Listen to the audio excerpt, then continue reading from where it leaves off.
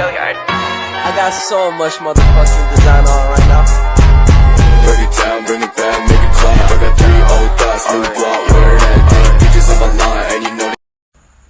Assalamualaikum warahmatullahi wabarakatuh. Perkenalkan, nama saya Nabila Akbarina Peju, NIM 2316111009. Saya dari jurusan terapi gigi. Di sini saya akan membahas tentang kranial untuk memenuhi tugas mata kuliah anatomi faal dan oral yang diampu oleh Ibu Laras Puspita M. Diomeds. Kranial adalah sesuatu yang berhubungan dengan tengkorak atau kepala.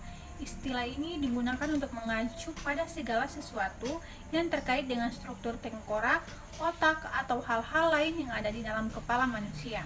Jadi, kranial biasanya digunakan untuk menjelaskan atau menggambarkan hal-hal yang ada di wilayah kepala atau tengkorak. Saraf kranial adalah bagian penting dari sistem saraf yang terdiri dari 12 pasang saraf dan tersebar di bagian depan hingga belakang otak. Saraf kranial memiliki dua fungsi, yaitu fungsi sensorik dan motorik. Fungsi sensorik adalah membawa sinyal rangsangan dari luar tubuh untuk disampaikan ke otak. Sementara itu, fungsi motorik bertugas untuk membawa perintah dari otak menuju bagian tubuh tertentu untuk menghasilkan respon tubuh terhadap rangsangan. Berikut adalah masing-masing penjelasan tentang 12 pasang saraf kranial.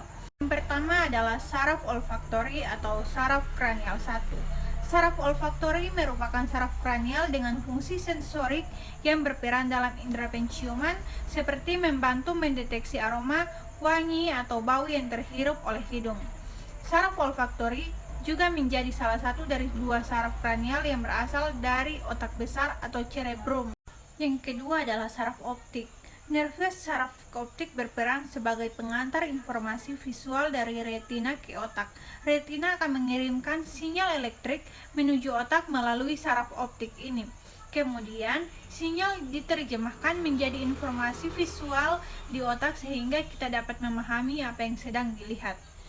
Selanjutnya yaitu saraf okulomotor atau saraf kranial 3. Jenis saraf yang satu ini juga berhubungan dengan mata. Akan tetapi, saraf okulomotor berhubungan dengan fungsi motorik yang mengendalikan gerakan bola mata, berkedip, mengontrol respon pupil, dan memfokuskan penglihatan pada suatu objek. Saraf ini berasal dari otak tengah bagian depan yang bergerak ke rongga mata. Troklear masih berkaitan dengan mata. Fungsi saraf troklear sebagai salah satu bagian dari saraf kranial untuk mengontrol otot mata oblikus superior yang bertugas menggerakkan mata ke bawah, samping, dan atas. Apabila fungsi saraf ini terganggu, maka kondisi dapat menimbulkan terjadinya penglihatan ganda atau strabismus yang disebut dengan mata juling. Yang kelima adalah saraf trigeminal. Saraf trigeminal mempunyai fungsi motorik maupun sensorik. Fungsi sensorik saraf trigeminal adalah untuk merasakan sensasi pada wajah, kulit, dan leher atas. Yang keenam adalah saraf abdusen atau saraf kranial 6. Saraf abdusen berfungsi untuk mengendalikan otot mata rectus lateral yang memiliki peran sebagai penggerak mata ke arah luar, misalnya melihat ke arah telinga. Saraf ini berasal dari pons atau salah satu bagian dari batang otak, lalu memanjang hingga mencapai otot rectus lateral yang berada di rongga mata. Yang ketujuh adalah saraf facialis. Jenis saraf kranial ini berhubungan dengan wajah. Saraf facialis bertugas untuk mengontrol otot wajah sehingga dapat muncul ekspresi tertentu pada wajah, seperti tersenyum atau cemberut. Di samping itu, saraf ini membantu mengeluarkan air mata serta mengenali sensasi rasa di lidah.